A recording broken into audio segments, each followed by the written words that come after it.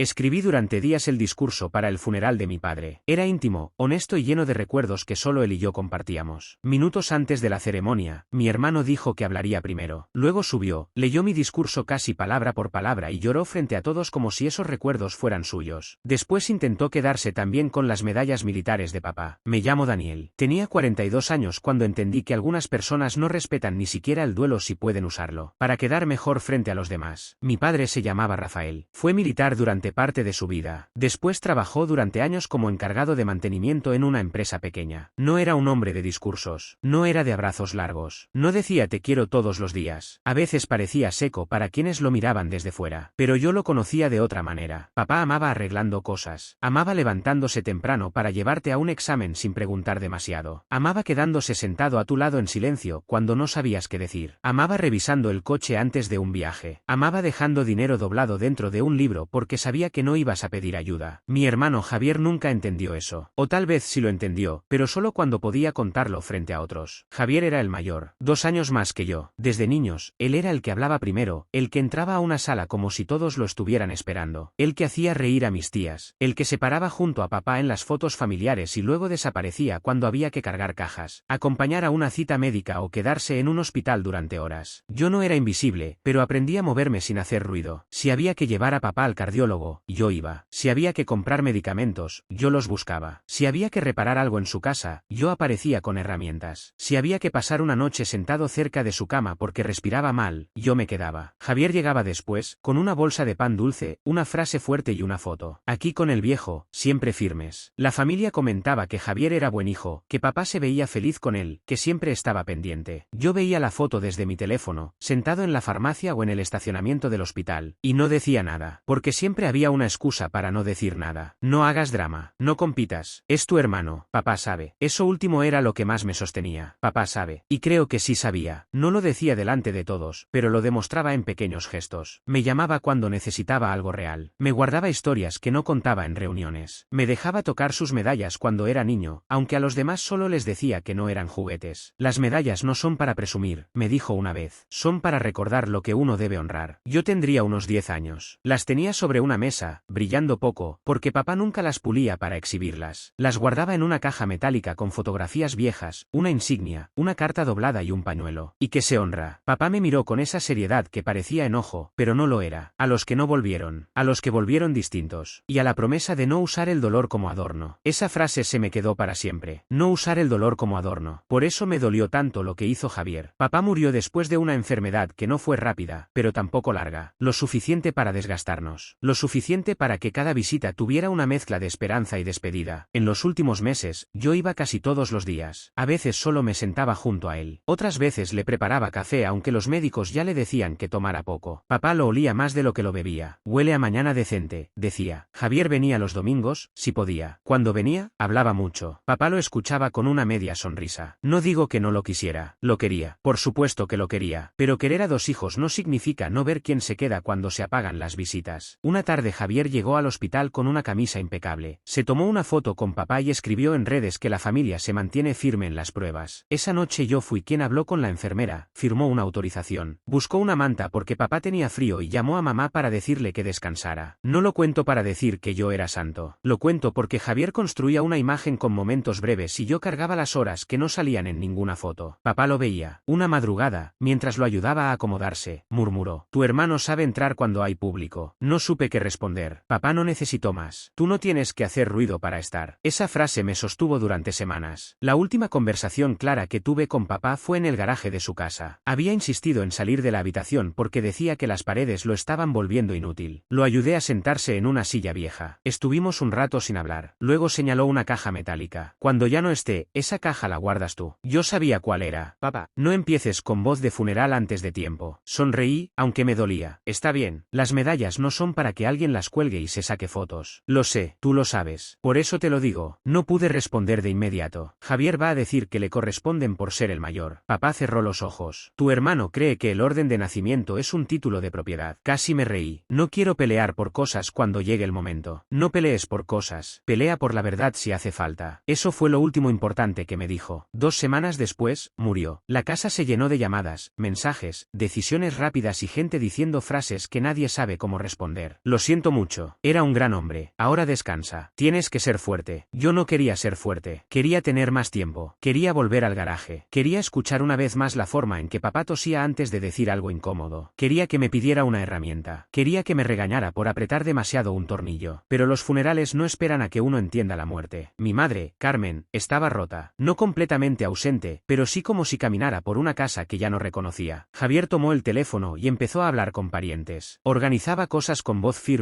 como si ser el más visible lo convirtiera automáticamente en el más capaz. Yo me encargo de hablar en la ceremonia, dijo el primer día. Mi madre lo miró. Daniel también quería decir unas palabras. Javier giró hacia mí. Claro, podemos hablar los dos. No discutí. Me parecía bien. Papá merecía más de una voz. Esa noche empecé a escribir mi discurso. No quería un texto perfecto. Quería uno verdadero. Abrí la computadora y escribí la primera frase. Mi padre no decía te quiero con facilidad, pero yo aprendí a escucharlo en el sonido de sus llaves. La borré. Volví a escribir. Borré otra vez. Durante días escribí después de trabajar, después de llamadas, después de revisar detalles del funeral. Lloré sin ruido frente a la pantalla. Me detuve en frases que parecían demasiado pequeñas y luego entendí que justamente ahí estaba papá. No en grandes discursos, en cosas pequeñas. Escribí sobre la bicicleta. Tenía 12 años cuando rompí la cadena intentando bajar una pendiente que él me había prohibido. Llegué a casa con la rodilla raspada y la bicicleta arrastrándose. Esperaba un grito. Papá salió, miró la cadena y me entregó una llave. Aprende a arreglar lo que puedas antes de llorar por lo roto. No fue una frase bonita en ese momento. Me dio rabia. Yo quería que me consolara, pero se sentó conmigo en el suelo y me enseñó a arreglar la bicicleta. Después limpió mi rodilla sin decir nada. Esa era su forma de cuidar. Escribí sobre el garaje. Cuando perdí mi primer trabajo, no se lo dije a nadie durante 2 días. Papá me encontró sentado en el garaje de su casa, fingiendo que revisaba una caja de herramientas. No me dio un sermón. No preguntó cuánto dinero tenía. No dijo que debí esforzarme más. Preparó café, puso 2 tazas sobre una mesa vieja y se sentó conmigo hasta que amaneció. Solo dijo una frase. Un hombre no vale por lo que presume, sino por lo que sostiene cuando nadie mira. Escribí sobre sus medallas, sobre cómo me dejaba verlas, pero no jugar con ellas, sobre la tarde en que me explicó que no eran trofeos, sino recordatorios, sobre la promesa de no usar el dolor como adorno. Escribí sobre sus manos, manos ásperas, manos que arreglaban enchufes, bicicletas, cerraduras y grifos, manos que no abrazaban mucho, pero apretaban mi hombro cuando no sabían cómo decir te quiero. Escribí una frase que me hizo llorar cuando la leí en voz alta. Su amor era silencioso, pero no vacío. Yo no necesitaba que papá hablara mucho, porque aprendí a leerlo en sus manos. Guardé el archivo con fecha. También me lo envié a mi correo, por costumbre. Siempre hago eso con documentos importantes. 2 días antes del funeral, Javier me escribió. ¿Ya tienes algo para decir? Sí, me lo puedes mandar. Quiero inspirarme un poco. Estoy bloqueado. Dudé. No porque sospechara que iba a copiarlo. Me da vergüenza decirlo, pero no lo sospeché. Pensé que el duelo podía volver más honesto a alguien. Pensé que, aunque Javier fuera vanidoso, no sería capaz de robar una despedida. Pensé que, si quería leer mi texto, era porque quería encontrar su propia voz para papá. Respondí. Es algo personal. Él contestó rápido. Lo sé, no voy a copiar nada. Solo quiero entender el tono. Papá merece algo fuerte. Me quedé mirando el teléfono. Luego escribió. Tú escribes mejor que yo. Ayúdame un poco. Somos hermanos. Somos hermanos. Otra frase que muchas veces se usa como llave para entrar donde no se debería. Le mandé el borrador en un archivo. Solo para que tomes inspiración. Gracias. Está hermoso. Ese mensaje también quedó guardado. La mañana del funeral yo llevaba el discurso impreso, doblado dentro de una carpeta. Lo había practicado varias veces. No para sonar perfecto, para no romperme a la mitad. Javier llegó tarde, como casi siempre, pero vestido impecable y con cara de hombre que había pasado la noche entera meditando sobre la vida. Saludó a todos. Abrazó a mi madre. Recibió palmadas en la espalda. Me apretó el hombro. Voy a hablar primero. No preguntó, lo dijo. Pensé que yo iba primero. Cambiaron un poco el orden. Yo abro y tú cierras. Queda mejor. ¿Quién lo cambió? Daniel, no hagamos esto raro ahora. Esa frase fue tan familiar que me tragó. No hagamos esto raro. En una familia como la mía, eso significaba que no debía contradecirlo delante de otros. Miré a mi madre. Estaba sentada, pálida, con un pañuelo en las manos. No quise cargarla con una discusión absurda minutos antes de despedir a papá. Está bien, dije. Javier subió primero. Se colocó frente a todos. Respiró. Miró hacia el ataúd. Bajó la cabeza como si estuviera buscando fuerzas. Y empezó. Mi padre no decía te quiero con facilidad. Sentí que algo se me detuvo. No podía ser. Tal vez era una coincidencia. Esa idea podía ocurrírsele a cualquiera que conociera a papá. Javier continuó. Pero yo aprendí a escucharlo en sus manos, en sus herramientas, en el sonido de sus llaves cuando llegaba temprano para arreglar algo que nadie le había pedido. La carpeta se me resbaló un poco entre los dedos. No era coincidencia. Era mi texto, casi palabra por palabra. Miré a Javier. Él seguía con la voz quebrada en los lugares exactos actos donde yo había marcado pausas. Cuando era niño, rompí una bicicleta y pensé que papá me iba a gritar. Pero me puso una llave en la mano y me enseñó que uno debe arreglar lo que pueda antes de llorar por lo roto. Sentí calor en la cara. Ese recuerdo no era suyo. Javier nunca rompió esa bicicleta. Javier nunca estuvo sentado en el suelo con papá arreglando la cadena. Ese fui yo, mi rodilla, mi vergüenza, mi padre limpiando sangre con una toalla vieja. La gente escuchaba emocionada. Mi tía Beatriz lloraba. Un amigo de papá sentía con los ojos cerrados. Mi madre se cubría la boca. Y mi hermano seguía. Una noche, después de perder mi primer trabajo, papá no me dio sermones. Preparó café y se sentó conmigo hasta que amaneció. Me apreté las manos hasta que me dolieron. Eso tampoco era suyo. Javier no perdió ese trabajo. No estuvo en ese garaje. No escuchó esa frase en la madrugada. No vio a papá mover la taza en silencio porque no sabía cómo consolar a un hijo adulto. Yo sí, y no podía levantarme. No ahí, no frente al cuerpo de mi padre, no con mi madre destrozada, no mientras todos lloraban por palabras que eran verdaderas, aunque estuvieran saliendo de la boca equivocada. Javier llegó a la parte de las medallas. Papá decía que las medallas no eran para presumir, sino para recordar lo que uno debía honrar. Mi estómago se cerró. Nos enseñó que un hombre no vale por lo que presume, sino por lo que sostiene cuando nadie mira. Esa frase era mía porque era de papá conmigo. Javier la había leído en mi borrador, la había tomado y la estaba usando para vestirse de hijo profundo frente a todos. No me robó solo palabras, me robó recuerdos, me robó el lugar exacto desde donde yo iba a despedirme, me robó la única cosa que había logrado ordenar en medio del duelo. Cuando terminó, hizo una pausa perfecta, se quebró un poco, bajó la mirada, la gente se levantó a abrazarlo antes incluso de que yo pudiera respirar. Mi primo le dijo que había sido un discurso hermoso, una tía le dijo que papá estaría orgulloso, un vecino dijo que se notaba que lo conocía de verdad. Yo estaba a unos metros, con mi discurso doblado en la mano, sintiéndome como si alguien hubiera entrado en mi pecho y hubiera sacado una caja sin permiso. Mi madre me miró, no sé si entendió algo en mi cara, quizá pensó que era dolor, y sí, era dolor, pero también era otra cosa, era robo. Luego llegó mi turno, subí despacio, abrí la carpeta, vi mis propias palabras, ahora usadas. Las líneas que había cuidado durante noches ya no me pertenecían en esa sala. Si las leía, parecería que yo repetía a Javier. Si las cambiaba, perdía la despedida que había preparado para papá. Miré el papel, lo cerré, yo había preparado palabras, pero muchas ya fueron dichas. Hubo un murmullo leve. Javier me miró desde la primera fila. No sé si con miedo o con advertencia. Solo quiero decir que mi padre fue más grande que cualquier discurso. Quienes lo conocieron de verdad saben que su amor no necesitaba espectáculo. Papá me enseñó a sostenerme incluso cuando me quedaba sin voz. Hoy me quedé sin varias palabras, pero no sin memoria. Tragué saliva. Y la memoria, cuando es verdadera, no necesita apropiarse de la vida de nadie más. No dije más. No podía. Bajé. Algunas personas me abrazaron. Otras parecían confundidas. Javier recibió más elogios. Él sonreía con tristeza medida, como si hubiera entregado una obra maestra emocional. Yo me quedé cerca de mi madre el resto de la ceremonia. No por Javier, por papá. No iba a convertir su funeral en una disputa. Al menos no todavía. Después del entierro, fuimos a la casa de mis padres. Familiares entraban y salían. Había comida, café, murmullos, abrazos repetidos y esa sensación extraña de que la muerte convierte una casa en sala de espera. Yo quería irme, quería quedarme solo. Quería ir al garaje y leer mi discurso donde papá quizás si pudiera escucharlo sin testigos. Pero entonces vi a Javier junto a la caja metálica. La caja de papá, la que estaba en el garaje, la que papá me había señalado, la que guardaba las medallas. Javier la tenía abierta. Mi madre estaba a un lado, agotada, sin fuerza para procesar otra cosa. Javier sacó las medallas con cuidado, pero no con respeto, con intención. Esto debería quedármelo yo. Me acerqué. No, me miró como si no hubiera escuchado bien. ¿Qué? ¿No te llevas las medallas? Sonrió apenas, esa sonrisa que usaba cuando quería hacerme parecer niño. Daniel, soy el mayor. Eso no significa nada aquí. Representan a la familia. Representan a papá. Exacto. Y yo hablé por la familia hoy. Sentí como algo dentro de mí se rompía de forma limpia. Ya no era confusión. Ya no era parálisis. Ya no era el funeral. Era una segunda mano entrando en la misma herida. Hablaste con mis palabras. Javier se quedó quieto. Mi madre levantó la vista. Una tía que estaba cerca dejó de acomodar platos. Javier bajó la voz. No empieces. No después de llevarte mi discurso. Su cara se endureció. ¿De verdad vas a hacer esto hoy? Miré las medallas en sus manos. Recordé a papá diciendo que no eran para presumir. Recordé mi borrador. Recordé a todos abrazando a Javier por recuerdos que no vivió. Y por primera vez en mucho tiempo, no quise mantener la paz. Porque esa paz siempre costaba lo mismo. Mi silencio. Sí, respondí. Hoy, creí que lo peor había sido escuchar mis recuerdos en la boca de mi hermano. Me equivoqué. Después de recibir abrazos por un discurso que no escribió, se acercó a la caja de papá, tomó las medallas militares y dijo que, como hijo mayor, lo correcto era que las guardara él. En ese momento entendí que no solo quería robar mi despedida, quería quedarse también con la historia completa. Cuando vi las medallas de mi padre en las manos de Javier, Javier, entendí que el funeral no había terminado. Solo había cambiado de escenario. En la ceremonia, él me había robado palabras. En la casa, quería llevarse símbolos. Y si yo volvía a callar para que todos estuvieran cómodos, iba a terminar perdiendo algo más que un discurso. Iba a perder el derecho a recordar a mi padre sin que mi hermano se colocara en medio. Javier sostuvo la caja contra su pecho. No hagas esto hoy, Daniel. Esa frase me habría detenido antes. Hoy no, ahora no, después hablamos. No hagamos una escena. Es tu hermano. Papá no querría peleas. Durante años esas frases funcionaron conmigo. Eran como paredes suaves. No dolían de inmediato, pero te iban encerrando. Cada vez que Javier tomaba algo que no le correspondía, alguien me pedía calma. Cada vez que yo intentaba corregirlo, alguien hablaba de paz. Pero esa paz siempre tenía el mismo precio. Yo cedía, Javier se quedaba con el centro, y la familia respiraba aliviada porque el problema volvía a esconderse. Esa tarde, con mi padre recién enterrado y las medallas en manos equivocadas, me cansé. No te las vas a llevar. Javier soltó una risa seca. Son de papá. Exacto. Y yo soy su hijo. Yo también. Soy el mayor. No es una herencia por orden de nacimiento. Mi madre se acercó despacio. Tenía los ojos hinchados y la cara de alguien que ya no podía cargar una discusión más. Por favor, no hagan esto ahora. La miré con cuidado. Mamá, te juro que no quiero pelear. Javier aprovechó. Entonces deja de actuar como si yo estuviera robando algo. Estás robando algo. El silencio cayó rápido. Mi tía Beatriz, que estaba cerca de la mesa, dejó un plato a medio levantar. Un primo que venía entrando se detuvo. Mi madre miró de Javier a mí, confundida, como si no quisiera entender lo que acababa de oír. Javier apretó la caja. Ten cuidado con lo que dices. Lo estoy teniendo. Vas a acusarme de ladrón el día del funeral de papá. No te acusé cuando leíste mi discurso. No lo hice frente a todos, porque era el funeral de papá. Pero no voy a quedarme callado mientras también intentas llevarte sus medallas. Su cara cambió. No fue sorpresa, fue cálculo. Como quien entiende que el tema que quería mantener enterrado acaba de salir a la superficie. Tu discurso, dijo con tono de burla. Daniel, por favor. Todos escribimos desde recuerdos familiares. No esos. Papá era nuestro padre. El garaje era mi recuerdo. La bicicleta era mi recuerdo. La noche del café era mi recuerdo. La frase de las manos era mi frase. Tú lo sabes porque te mandé el borrador. Mi madre se llevó una mano al pecho. ¿Qué borrador? Javier levantó la voz. No voy a discutir esto. Claro que no quieres. Estás haciendo esto por celos. No grité. Eso fue lo que lo desarmó. Antes, cuando Javier me provocaba, yo me alteraba. Él usaba mi enojo como prueba de que yo era el conflictivo. Esa vez mi voz salió baja, cansada y firme. No estoy celoso de que la gente te haya abrazado. Estoy dolido porque te abrazaron por palabras que no escribiste y recuerdos que no viviste. Mi tía Beatriz se acercó. Daniel, ¿qué estás diciendo? Saqué el teléfono. No lo había planeado así, pero llevaba todo conmigo. Mi discurso estaba en mi correo, en mi computadora y en mi teléfono. El mensaje de Javier también. Abrí el archivo. Este es el borrador, guardado 3 días antes del funeral. Le mostré la fecha a mi madre. Luego abrí el correo que me había enviado a mí mismo. También me lo mandé por correo esa noche. Misma fecha. Después abrí el chat de Javier. Y este es el mensaje de Javier pidiéndome verlo. Leí en voz alta. ¿Me lo puedes mandar? Quiero inspirarme un poco. Estoy bloqueado. Javier dio un paso hacia mí. No leas conversaciones privadas. Lo miré. Usaste mi texto privado en público. No respondió. Leí el siguiente mensaje. No voy a copiar nada. Solo quiero entender el tono. Papá merece algo fuerte. Mi madre cerró los ojos. Leí el último. Gracias. Está hermoso. Mi tía Beatriz miró a Javier. ¿Le pediste el discurso para inspirarme? Dijo él rápido. Eso no significa que lo copiara. Abrí el documento y busqué una de las frases. Mi texto dice que papá no decía te quiero con facilidad, pero que yo aprendí a escucharlo en sus manos. Miré a Javier. Tú dijiste casi lo mismo delante de todos, porque era verdad para todos. Entonces dime cuando papá se sentó contigo a arreglar la bicicleta después de que rompiste la cadena. Javier frunció el ceño. Eso no importa. Sí importa. Era una imagen. No, era un recuerdo. Mi voz empezó a temblar, pero no de debilidad. Tenía 12 años. Me raspé la rodilla. Papá me dio una llave y me dijo que arreglara lo que pudiera antes de llorar por lo roto. Tú no estabas allí. Javier apretó la mandíbula. Papá pudo haberme dicho cosas parecidas. Entonces habla de esas cosas, no de las mías. Nadie se movió. Yo seguí. La noche del garaje. La del café. La del primer trabajo que perdí. Papá se sentó conmigo hasta el amanecer. Eso no fue una metáfora. Fue una noche real. Mía, con él. Mi madre empezó a llorar en silencio. No la miré mucho, porque si lo hacía quizá me rompía. ¿Y la frase de las medallas? Continué. Papá me la dijo cuando yo era niño. No eran para presumir. Eran para recordar lo que uno debía honrar. Tú la leíste hoy como si fuera tuya, y ahora quieres llevarte esas mismas medallas. Javier levantó una mano. Ya basta. No, ya bastó durante años. La frase salió antes de que pudiera medirla. Ya bastó cuando contabas cuidados que no hiciste. Ya bastó cuando llegabas al hospital para la foto y te ibas antes de hablar con el médico. Ya bastó cuando decías que papá te entendía mejor, pero no sabías ni qué medicinas tomaba. Ya bastó cuando todos me pedían que no hiciera drama porque tú eras sigas así. Hoy me robaste mi despedida y ahora quieres llevarte su historia completa. Mi madre abrió los ojos. Javier. Él la miró como si ella fuera a rescatarlo. Mamá, no vas a creer esto. ¿Es verdad que leíste su borrador? Me inspiré. ¿Frases completas?, preguntó ella. Todos estábamos sufriendo. Eso no responde. Javier soltó aire con rabia. ¿Qué quieren que diga? Que no pude escribir algo. Que estaba bloqueado. Que Daniel siempre tiene esa forma de hacerse el profundo y yo solo quería decir algo que estuviera a la altura. Por fin, ahí estaba una verdad, pequeña y torcida, saliendo sin querer. Entonces lo copiaste, dije. No lo copié, lo adapté. Le cambiaste el dueño. Mi primo, que había permanecido callado, habló desde la puerta. Javier, yo escuché el discurso. Si eso estaba en el archivo de Daniel, está mal. Javier giró hacia él. Nadie te preguntó, pero todos lo escuchamos. La sala empezó a cambiar. No de golpe. La gente no pasó de creer a Javier a condenarlo en un segundo. Pero la duda entró. Y para alguien como Javier, que vivía de controlar la impresión, la duda era una grieta enorme. Mi madre extendió la mano hacia la caja. Dame las medallas. Javier la miró. Mamá, dámelas. No vas a hacer esto. Javier. La voz de mi madre salió débil, pero firme. Él apretó la caja un segundo más. Luego se la entregó. Mi madre la sostuvo contra su pecho y se sentó. Tu padre habló de esto conmigo. Yo me quedé quieto. Javier también. No quería pelea por sus cosas, pero dijo que las medallas debían quedarse con Daniel. Javier se puso rojo. ¿Qué? Lo dijo. ¿Cuándo? Varias veces. La última, después de volver del hospital. Dijo que Daniel entendía que no eran trofeos. Javier señaló hacia mí. Claro, porque él estaba siempre metiéndose en todo. Mi madre levantó la vista. No, porque estaba. Esa palabra hizo más daño que cualquier grito. Porque era simple. Porque era verdad. Porque Javier no podía decorarla. Estaba. Yo estaba. No siempre perfecto. No siempre feliz. No siempre sin resentimiento. Pero estaba. Mi madre abrió la caja. Dentro, además de las medallas, había un sobre pequeño que yo no había visto antes. Tenía mi nombre escrito con la letra temblorosa de papá. Daniel. Mi madre lo miró como si recién recordara algo. Me pidió que lo dejara ahí. Me entregó el sobre. No lo abrí de inmediato. Me daba miedo. Mi cuerpo ya no podía recibir más. Pero Javier intentó hablar. Esto es manipulación. Papá estaba enfermo. Mi madre se puso de pie. No uses su enfermedad para invalidar lo que dijo. La sala volvió a quedar en silencio. Ella respiró hondo. Estoy cansada de fingir que no veo lo que pasa. Javier la miró como si lo hubiera traicionado. ¿También tú? Sí, Javier. También yo. Su voz se quebró. Hoy enterré a mi esposo. No tengo fuerza para seguir cubriendo la costumbre de que tomes el centro y que Daniel se calle para mantener la paz. Yo bajé la mirada. No esperaba que mi madre dijera eso. Durante años pensé que no veía. Tal vez veía y no quería pagar el precio de decirlo. Esa tarde, al fin, lo pagó. Javier dejó la caja sobre la mesa con un golpe. Quédense con todo. Con las medallas, con el papel, con el papelito de víctima de Daniel. Yo no necesito nada. Necesitaste mi discurso, dije. Se detuvo. No pudo evitarlo. Mi frase lo alcanzó en la espalda. Eres mezquino, respondió sin girarse. No, mezquino habría sido interrumpirte en el funeral. Mezquino habría sido humillarte frente a todos los amigos de papá. Te di el respeto que papá merecía. Ahora estoy reclamando el respeto que tú no tuviste. Javier se giró. ¿Y qué quieres? Que me arrodille. Que diga que eres el hijo bueno. Quiero que dejes las medallas. Quiero que la familia sepa que ese discurso era mío. Y quiero que no vuelvas a usar recuerdos ajenos para construir tu imagen. No controlas lo que la gente piensa. No, pero puedo dejar de alimentar tu mentira. Mi madre tomó la caja. Las medallas se quedan con Daniel. Javier soltó una risa amarga. Perfecto. Y las cosas de tu padre no se repartirán hoy, añadió ella. Haré una lista. Con testigos. Nada sale de esta casa sin que todos sepamos qué es y a quién corresponde. Eso fue otra consecuencia que Javier no esperaba. Porque su método siempre había sido tomar rápido, antes de que alguien pusiera orden. Una chaqueta, un reloj, un álbum, una herramienta, una historia, una frase. Esta vez había inventario, testigos, fechas, pruebas, la verdad en papeles. Javier salió de la casa sin despedirse. Nadie lo siguió. Eso también fue nuevo. Antes, alguien habría corrido tras él para calmarlo. Mi madre, una tía, yo mismo. Alguien habría intentado salvar su orgullo para que no se sintiera atacado. Esta vez no. La puerta se cerró. Y por primera vez, el silencio que dejó no parecía culpa. Parecía descanso. Mi madre me entregó la caja. Perdóname, dijo. No supe qué responder. Mamá, no por hoy solamente. Por antes. Por pedirte tantas veces que cedieras porque era más fácil que enfrentarlo a él. Sentí un nudo en la garganta. Hoy no tienes que resolver eso. Tal vez no. Pero tenía que decirlo. Miré la caja. Papá me dijo que la guardara. Lo sé. Me dijo que Javier iba a decir que le correspondía por ser el mayor. Una tristeza pequeña cruzó su cara. Tu padre lo conocía bien. Abrí el sobre con mi nombre. Dentro había una hoja breve. Pocas líneas. Daniel, si estás leyendo esto, seguramente tu madre ya te dio la caja. No guardes estas medallas para presumir de mí. Guárdalas para recordar que lo único que vale la pena defender es lo que no se puede reemplazar. La verdad, la palabra, la familia cuando no se usa como excusa. Tú siempre entendiste el silencio. Por eso te las dejo. duro. No pude seguir de pie. Me senté. No lloré fuerte. Solo lloré como se llora cuando algo te atraviesa sin pedir permiso. Mi madre se sentó a mi lado. Nadie habló durante un rato. Mi tía Beatriz se acercó después. Daniel, yo no sabía. Asentí. Lo sé. Lo del discurso fue cruel. Sí, todos estábamos tan emocionados que no entendimos tus palabras cuando subiste. No esperaba que lo entendieran. Ahora sí, eso no me devolvía el momento. Nada podía devolverlo. Yo nunca iba a poder leer ese discurso por primera vez en el funeral de mi padre. Javier se había llevado ese instante y no había prueba que lo trajera de vuelta. Pero al menos no se llevó la verdad completa. Esa noche, cuando todos se fueron, me quedé en la casa de mis padres. Mi madre se fue a descansar. Yo bajé al garaje con la caja de medallas y mi discurso impreso. Me senté en la misma silla donde papá se había sentado semanas antes. Abrí el papel. Esta vez no había público. No había Javier. No había abrazos ajenos. No había miradas confundidas. Solo el garaje, la caja y la ausencia de mi padre. Leí el discurso completo. Despacio, con pausas, con lágrimas, con rabia en algunas líneas y amor en otras. Cuando llegué a la frase de las manos, me detuve. Su amor era silencioso, pero no vacío. Yo no necesitaba que papá hablara mucho, porque aprendí a leerlo en sus manos. Esa vez sonó mío otra vez. No porque Javier no lo hubiera dicho, sino porque yo sabía de dónde venía. La verdad no siempre evita que te roben un momento, pero puede impedir que el robo se convierta en historia oficial. En los días siguientes, mi madre habló con algunos familiares. No hizo un anuncio dramático, pero sí corrigió la narrativa. El discurso era de Daniel, la escuché decir a mi tía. Javier lo leyó después de pedirle el borrador. La noticia corrió con incomodidad. Algunos me escribieron. Lo siento, no sabía. Pensé que era de Javier. Ahora entiendo lo que dijiste. No respondí a todos. No necesitaba una campaña de lástima. Necesitaba que dejara de repetirse la mentira. Javier me mandó un mensaje 3 días después. Espero que estés contento. Pusiste a todos contra mí. Lo leí sin sorpresa. Respondí. No, mostré lo que hiciste. Hay diferencia. Él escribió. Era un funeral. Todos estábamos mal. Contesté. También yo. Y no usé tu dolor para actuar el mío. No respondió. 2 semanas después, pidió ver a mi madre para hablar de algunos objetos de papá. Ella le dijo que podía ir, pero con mi tía presente y con lista. Javier se ofendió. Ahora necesito testigos en mi propia familia. Mi madre respondió algo que me contó después. Sí, cuando la memoria de tu padre está en juego. Esa frase me habría gustado que papá la escuchara. El inventario se hizo. Las herramientas se repartieron según uso y recuerdos reales, no según quién hablaba más alto. Algunos álbumes se digitalizaron. El reloj de papá quedó con mi madre. Las medallas conmigo. Javier recibió algunos objetos importantes, porque no se trataba de borrarlo como hijo. Se trataba de impedir que se quedara con todo. Javier recibió una chaqueta de papá, unos libros de historia militar y una fotografía enmarcada donde aparecía con él cuando era niño. Mi madre insistió en que se llevara también una caja de cartas familiares copiadas, no originales. Él aceptó con cara de ofendido, como si recibir algo bajo reglas fuera una humillación. No era humillación, era orden. El orden le molestaba porque ya no podía transformar el desorden en oportunidad. Nunca pidió perdón por el discurso. No de verdad. Una vez dijo, si te sentiste copiado, perdón. No acepté, no me sentí copiado. Me copiaste. Se molestó. Siempre tienes que usar palabras exactas, porque tú usas palabras ajenas. Ahí terminó esa conversación. No hemos vuelto a ser cercanos. No sé si alguna vez lo fuimos de verdad. Tal vez solo compartíamos sangre, recuerdos familiares y una dinámica donde él tomaba y yo cedía. Cuando dejé de ceder, la relación mostró lo poco que había debajo. Mi madre y yo hablamos más. No siempre fácil. Hay años de silencios que no se arreglan con una tarde de valentía. Pero algo cambió. Cuando Javier intenta volver a instalarse como el centro de todo, ella ya no me mira esperando que yo sea el razonable automático. A veces incluso lo corrige. Tarde, sí, pero lo hace. Una tarde, casi un mes después del funeral, mi madre me pidió que revisáramos juntos unos papeles de papá. No había mucho dinero. Papá no era rico. Había una cuenta sencilla, un seguro pequeño y algunos ahorros destinados a gastos de la casa. Nada que justificara una batalla económica, pero suficiente para que Javier intentara opinar como si cada decisión dependiera de él. Antes de revisar todo, mi madre puso 3 carpetas sobre la mesa. Una para documentos, una para objetos, una para recuerdos que se iban a copiar o repartir. Me sorprendió verla tan organizada. Tu padre habría querido claridad, dijo. Sí, y tú también. No respondí. Ella suspiró. Javier me escribió que no era justo que tú te quedaras con las medallas y también manejaras las copias de los álbumes. No manejo nada solo. Lo estamos haciendo juntos. Lo sé. ¿Y qué le respondiste? Que podía venir cuando quisiera, con testigos y lista. Que si quería un recuerdo específico, lo pidiera. Que si quería imponer, no. La miré. Mamá, eso no debió tocarte a ti sola. No estoy sola. Por primera vez en mucho tiempo, no estoy fingiendo que todo está bien. Ese día revisamos papeles durante horas. No hubo grandes sumas ni disputas de dinero. Solo recibos, certificados, facturas del hospital, gastos del funeral y pequeños pagos pendientes. Lo coherente era sencillo. La cuenta de papá cubría una parte de los gastos. Mi Mi madre cubría otra. Javier y yo aportaríamos lo que faltara en partes iguales, según lo que cada uno pudiera pagar ese mes. Yo propuse eso para evitar que luego alguien usara dinero como arma. Javier respondió al mensaje familiar con una frase breve. Yo ya aporté con la organización. Mi madre no dejó pasar esa. Organizar llamadas no paga facturas, Javier. Si puedes aportar, aporta. Si no puedes, dilo. Pero no conviertas presencia pública en dinero. No respondió durante varias horas. Luego depositó su parte. No era una cantidad enorme. Era el principio